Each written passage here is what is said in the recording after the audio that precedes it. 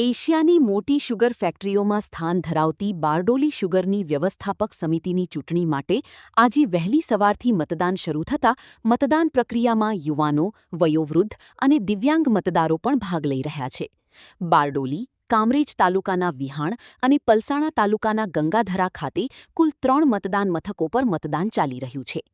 બારડોલી શુગરની આ ચૂંટણીમાં 3000થી વધુ મતદારો પોતાના મતાધિકારનો ઉપયોગ કરશે. કુલ 15 બેઠકો માટે આશરે 41 ઉમેદવારો મેદાનમાં છે.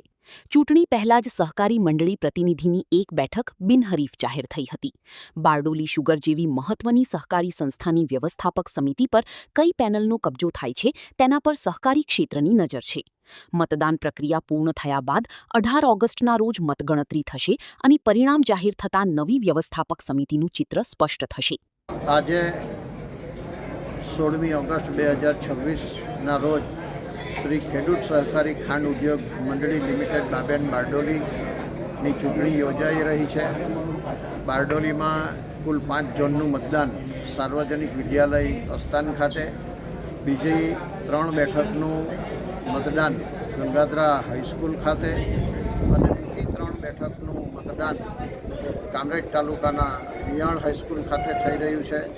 સવારે 9 વાગ્યાથી જ મતદારો ખૂબ જ ઉત્સાહભેર અને શાંતિપૂર્ણ માહોલમાં મતદાન કરી રહ્યા છે.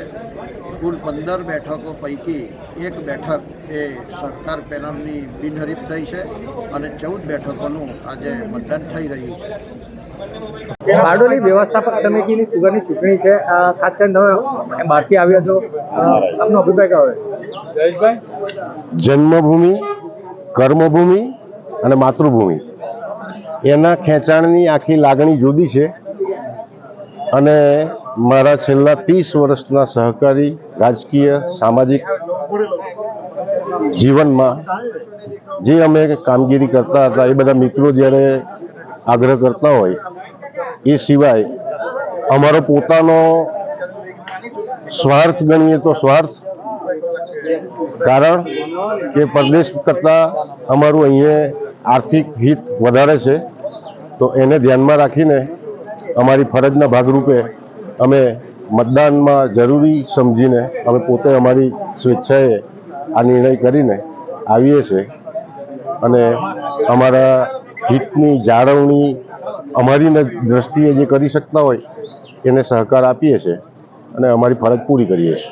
આશરે કેટલા લોકો વિદેશથી આવ્યા છે? એ ચોક્કસ આંકડો તો નહીં આપી શકાય, પણ લગભગ મારી જાણ મુજબ 250થી 300 જણા આવી શક્યા હોઈ શકે એવું મારું અનુમાન છે. શ્રી ખેડૂત સહકારી ખાંડ ઉદ્યોગ મંડળી લિમિટેડ બાબેન બારડોલીની આજે વ્યવસ્થાપક સમિતિની ચૂંટણી છે, ત્યારે સૌ સભાસદો ઉત્સાહભેર મતદાન કરી રહ્યા છે અને અમારી સહકાર પેનલ દરેક ઉમેદવાર 250થી વધુ મતોથી વિજય થશે એની પણ મને ખાતરી છે. આ ચૂંટણીમાં વ્યક્તિગત અને રાજકીય સમીકરણોને કારણે સ્પર્ધા વધુ તીવ્ર બની છે.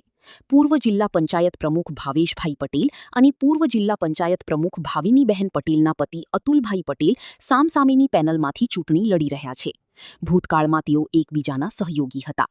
સહકાર પેનલ અને કિસાન પરિવર્તન પેનલ દ્વારા મતદારોનો સંપર્ક કરી પોતાની પેનલને જીતાડવા પ્રયાસો કરાયા હતા. મતદાન શરૂ થતાં હવે ઉમેદવારોના ભાવિનો નિર્ણય મતદારો કરશે. કૌશિક પટેલનો રિપોર્ટ, હિન્દ ટીવી.